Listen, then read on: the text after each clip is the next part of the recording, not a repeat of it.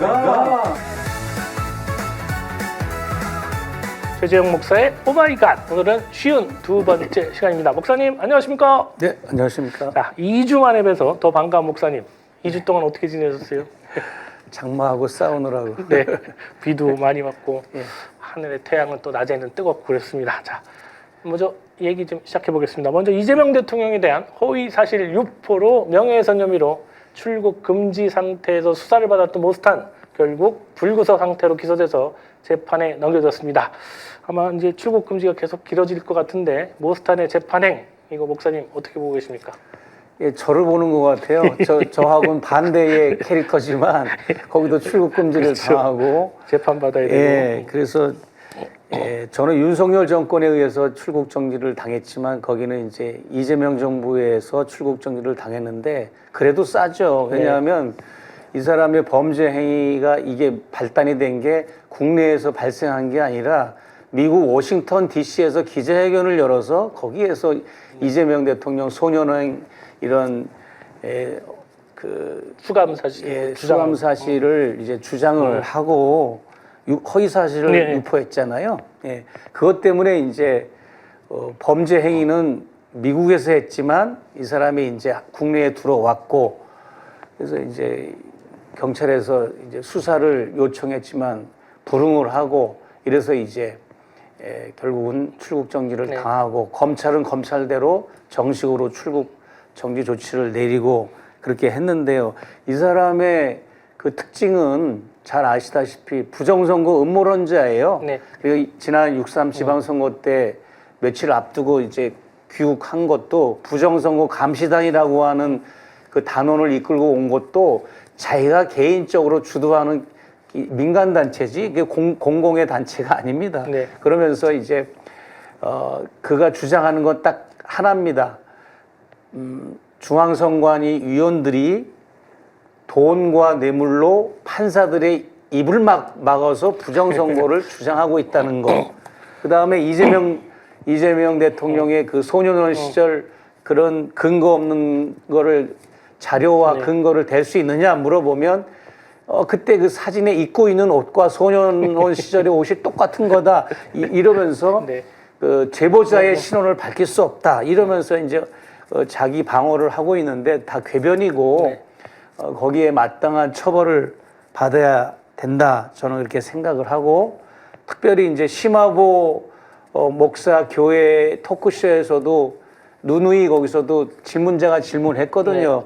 근거와 자료를 댈 수 있느냐 그랬더니 어떻게 자료를 수집했는지는 그 방법과 수단은 공개할 수가 없다 이러면서 이제 그렇게 피해 갔는데요. 사실은 그게 제보할 리가 없죠. 왜냐하면 이미 우리나라 대법원에서 서너 차례 허위 사실이라고 그러고 그런 유포한 사람을 벌금을 때리고 이미 사실 무근으로 밝혀졌잖아요. 그런데 이제 이걸 들고 나오는 걸 보면 이 사람도 참 어리석은 사람이다.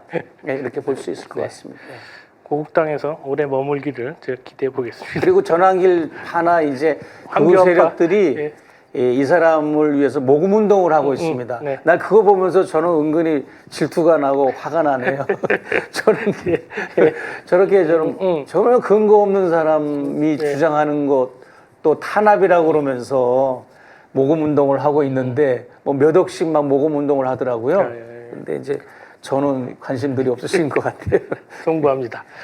네, 다음 얘기로 넘어가 보겠습니다. 이번 주죠. 이번 주 21일 이틀 연속으로 MBC를 비롯해서 여러 언론 매체가 이 디올백 수사 당시에 검찰의 진술 조작 건에 대해서 앞다퉈 보도가 나왔었습니다.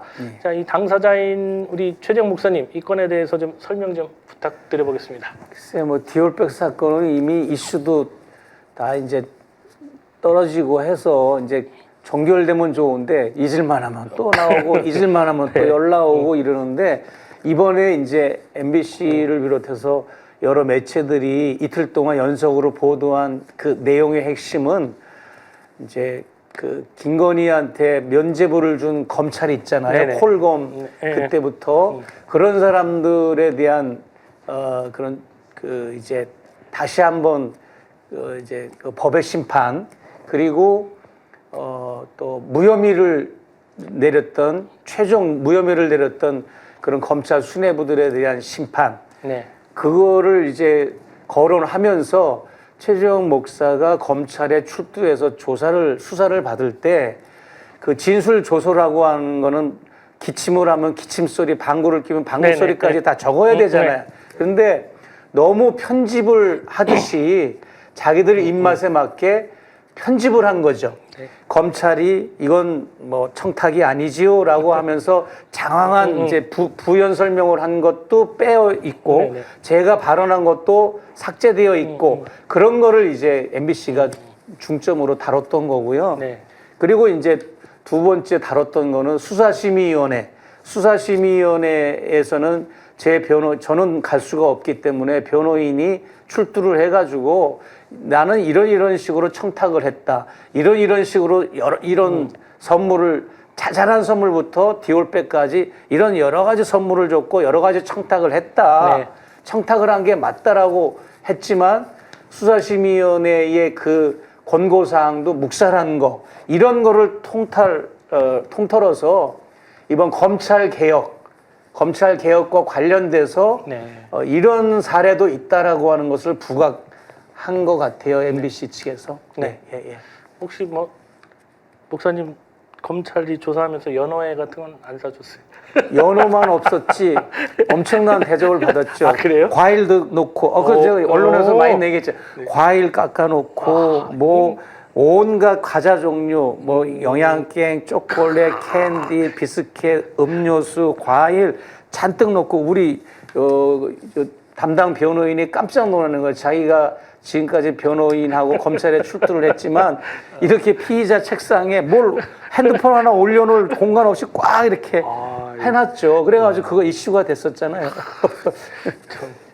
저도 몇 번 조사를 받아봤는데 그런 대우를 받아본 적이 예, 그러니까 이제 걔네들이 많이 이제 신경을 쓴 거죠. 그리고 더 결정적인 건 뭐냐면 처음에 저한테 담당 검사가 연락이 왔을 때 제가 제주도에서 김포공항에 내려서 막 짐을 찾고 나오는데 전화가 왔는데 그래서 내가 다시 전화를 했어요.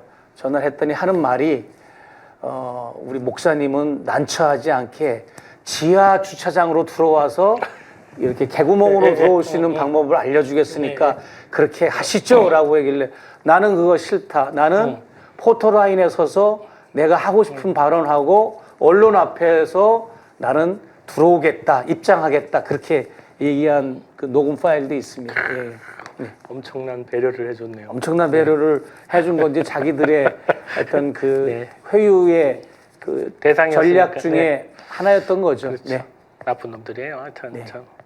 자, 다음 얘기로 넘어가 보겠습니다. 지난 화요일입니다. 마닐라에서 이 한미일 외교장관이 회동을 한 것으로 알려져서 이 궁금증을 좀 자아내고 있습니다. 어떤 얘기들이 논의됐는지 목사님한테 한번 들어보겠습니다. 예, 물론 겉으로는 뭐 이제 한미일 공존이 한미일 서로 합의, 협의, 뭐 협력 이런 거였고 그리고 이제 여러 가지 뭐 중국이 개입된 남중국 분쟁권도 토의를 했다. 그 다음에 무슨 동아시아를 포함해서 인도 태평양 지역의 항공법과 상공을 비행기들이 지나갈 때 그것을 준수하는 것과 관련해서 토의를 했다. 뭐 이런 여러 가지 합의를 했다고 하지만 결론은 뭐냐면 중국이 개입된 사건을 그러니까 중국이 남중국해 영유권을 주장하고 있잖아요. 네네. 그래가지고 필리핀이나 그 아세안 국가들과 갈등을 빚고 있는데 그거를 미국이 이제 관여하겠다. 관여해서 일본과 우리 한국을 좌지우지하겠다는 그런 모임입니다, 사실. 네. 그렇기 때문에 제가 문제를 지적하고 싶은 거는 조현 외교부 장관이 정동영 통일부 장관하고 그동안 공식적으로나 사적으로 굉장히 마찰이 많았어요. 네, 맞습니다. 통일정책, 대북정책만 해도 외교부의 통일정책, 대북정책과 통일부의 정책이 다르다라고 하면서 이제 마찰을 빚고 뭐 이렇게 공식적으로도 뉴스에 나왔는데 이재명 정부가 통일지향적인 민족 공조를 이루고 통일지향적인 이 대북정책, 통일정책에 반하지 않는 그러한 네. 외교부 장관의 행보가 됐으면 좋겠어요. 네네. 물론 북중러에 대체하기 위해서 한미라고 하는 또 다른 이렇게 상대적인 이런 이 카르텔이 필요하기도 하겠지만 너무 이제 미국이나 일본의 그 장난질에 우리가 맞장구를 친다든지 거기에 무분별하게 공조하고 동조하면 이게 이재명 정부의 외교정책, 통일정책 큰 그림에서는 반 이재명 정책이 될 수 있다. 그걸 유념했으면 좋겠다. 네. 이렇게 말씀드리고 싶습니다. 외교도 국익에 우선해야 하는 게 분명한 일이니까 지혜롭게 잘 해주시라고 일단 네, 예. 믿고 넘어가겠습니다. 예, 예. 자, 마지막으로 이 트럼프 행정부 국무성이 우리나라로 따지면 국방부죠. 자국민들의 북한 여행 금지를 내년 8월까지로 연장 조치한 것으로 알려졌습니다. 자, 북한 여행 몇 번 다녀오셨던 목사님 이게 어떤 이유로 보십니까? 예, 지금 원비어 사건 때문에 네. 예, 사실은 2019년도였죠. 그때가 원비어가 이제 북에서 이렇게 억류됐다가 그 정치범 수용소에 네. 있다가 이제 나와가지고 풀려났는데 풀려나서 바로 그 이튿날 이제 사망을 했는데 그 사건 때문에 그해 9월부터 2019년 9월부터 지금까지 심지어는 트럼프 일기 때 그 조치를 내린 건데 바이든 정부도 그걸 그대로 계속, 이제 네. 따라서 계승해가지고 그런 조치를 내렸고 이번에 이 트럼프 행정부에서 또 풀린다고 그래가지고 미국에서는 방북단도 모집을 하고 그랬어요. 지금 풀린다고 그래가지고 그랬는데 풀리지 않고 내년 6월 32일까지 밤 12시까지 네. 또다시 1년이 연장이 된 겁니다. 그래서 무슨 말이냐면 이게 이해가 안 되실 수도 있는데요. 미국 여권을 가지고 있는 미국 국적의 시민권자들은 미국에 3억 몇천만 명이 있잖아요. 네, 인구가. 네. 아무도 북한에 갈 수가 없어요. 지금까지.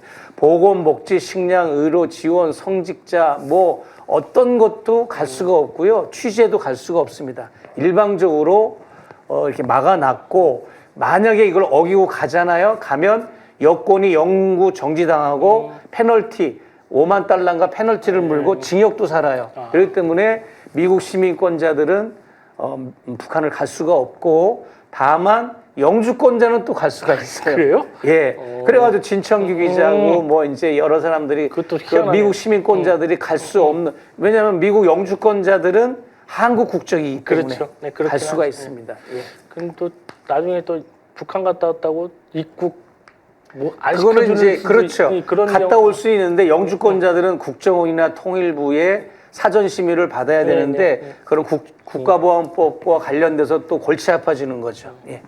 그렇습니다. 어쨌든 남북 관계가 잘 개선돼야 뭐 이혼 뭐 핵 문제도 좀 개선돼야 예, 이런 트럼프가 문제들이- 지금 잘못하고 있는 게 북도 미국 시민권자들의 방북을 원하고 있습니다. 북측도. 그래야 자기들 또 수입도 네, 그렇죠. 있는 거고 그 다음에 북 바로 알리기 이 차원에서도 자기들이 너무 이제 서방 세계에 너무 오해되고 왜곡된 게 많다. 와서 직접 와서 봐라. 이런 게 있거든요. 그래서 빨리 해제하는 게 좋지 않을까 이렇게 생각합니다. 트럼프가 가장 친한 친구 중에 하나가 김정은이라고 했는데 네. 친한 친구랑 좀 친하게 지냈으면 친한 좋겠습니다. 친구 정도가 아니라 나는 김정은 위원장을 사랑합니다. 알러뷰까지 했다고요. 그 프렌드. 외교적 수사가 아니라 그러면 사랑하는 사람의 그 나라를 우리 자기들 시민들이 방문하게 하는 것을 허용을 해줘야 되지 않나 생각합니다. 네. 네.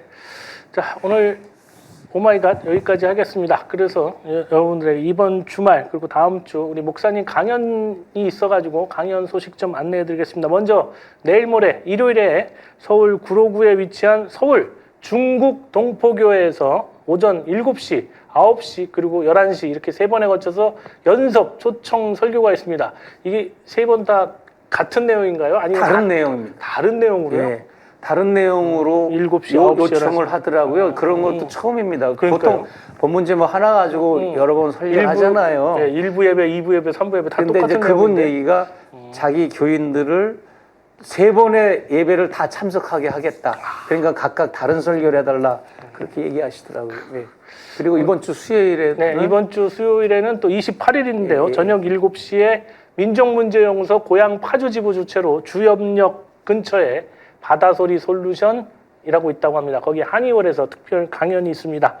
우리 시청자 여러분들 많은 관심과 응원 부탁드리고요. 관심 있는 분들의 많은 참석도 좀 부탁드리겠습니다. 근처 사시면 한번 찾아가는 것도 좋을 것 같습니다. 150만 구독자와 함께 걸어온 민족언론 서울의 소리. 우리는 오늘 새로운 얼굴로, 새로운 마음으로 다시 출발합니다. 탄압과 내란의 혼란 속에서도 멈추지 않았던 이유. 국민이 주인인 나라, 민주시민의 목소리, 국민 주권의 시대를 지키기 위해서였습니다. 이제 서울의 소리는 더 넓은 무대로 나아갑니다. 언론을 넘어 영상과 소리, 현장과 기록이 살아 숨쉬는 새로운 멀티미디어 저널로 다시 태어납니다. 진실을 말하고 거짓을 바로잡으며 시민과 함께 만드는 언론. 그 사명과 각오를 마음에 새기며 서울의 소리는 오늘 또 한 번 새롭게 출발합니다. 함께 걸어온 길처럼 앞으로의 길도 시민 여러분과 나란히 가겠습니다. 서울의 소리. 우리가 다시 시작합니다.